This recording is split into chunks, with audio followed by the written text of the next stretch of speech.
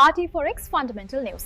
අද වෙළඳපොලේ ප්‍රධාන මූලික වාර්තා. අද ගෝලීය වෙළඳපොළ තත්ත්වය සංසුන්ය. අද දින සඳහා ප්‍රධාන සිදුවීම් කිහිපයක් තිබේ. අද නොවැම්බර් 24. ෆොරෙක්ස් මාකට් එකට අදාළ වන අවධානය යොමු කළ යුතු ප්‍රධාන කරුණු ගැන සරලව බලමු.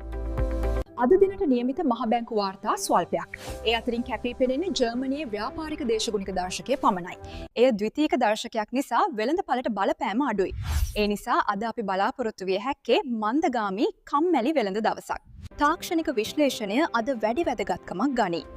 යුරෝව දෛනික කාලරාමුවේ පැතලි ප්‍රවණතාවක තිබෙන බව මතක තබා ගන්න. අද කාලේ ටෙක්නිකල් ඇනලයිසිස් කියන එක ගොඩක් වැදගත්. මතක තියාගන්න ඩේලි ටයිම් ෆ්‍රේම් එකේදී යුරෝ කියන එක තියෙන්නේ සයිඩ්වේ ට්‍රෙන්ඩ් එකක.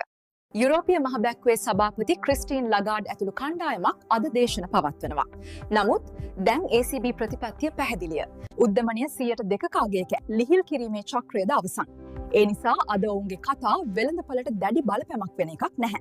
සතියේ පළමු දවස නිසාද දත්ත අඩුව මත ඔනාම පැත්තකට සුළු චලනයක් පෙන්විය හැක. යුරෝ 1.1527 15.31 අතර ප්‍රමුඛ ප්‍රදේශයේ. බ්‍රිතාන්‍ය පවුම 1.30 1.31 අතර පැතලි සීමාවක. සතියේ පළමු වෙළඳ දිනය වන අද දත්ත හිඟකම නිසා සුළු වශයෙන් හෝ එක් දිශාවකට චලනයක් පෙන්වුම් කරන්න පුළුවන්. දත්ත මොනවා වුවත් අද වෙළඳපොලේ අස්ථාවරත්වයේ අඩු බව මතක තබා ගන්න. නොවැම්බර් 27 වන අද දින ඔබ අවධානය යොමු කළ යුතු ප්‍රධාන කරුණු මේවාය. සාර්ථක වෙළඳ දිනයක් වේවා.